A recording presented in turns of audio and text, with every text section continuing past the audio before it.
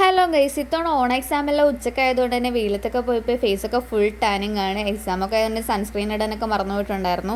Tanning മാറാൻ എഫക്റ്റീവായിട്ടുള്ള എന്തെങ്കിലും നോക്കി നടന്നപ്പോഴാണ് ഇപ്പോൾ വൈറലായിരിക്കുന്ന ഈ ബ്ലഡ് മാസ്ക് കണ്ടുപിടിച്ചത്. അതിനായിട്ട് നമ്മൾ ഫസ്റ്റ് ഇവിടെ എടുത്തിരിക്കുന്നത് ആപ്സ് ഗുഡ്നസിൻ്റെ ബീട്രൂട്ട് പൗഡറാണ്.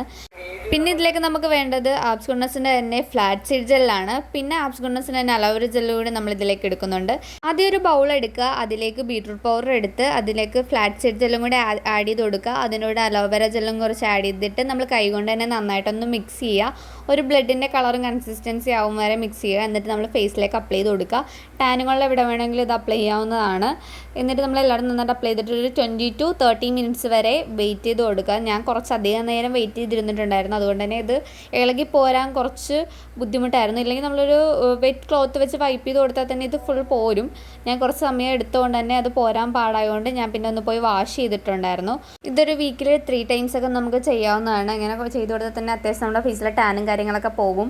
ഒറ്റ യൂസിൽ റിസൾട്ട് കിട്ടുമെന്ന് ആരും പ്രതീക്ഷിക്കരുത്. ഇന്നത്തെ ഇവിടെ അത്രയുള്ളൂ. ബൈ.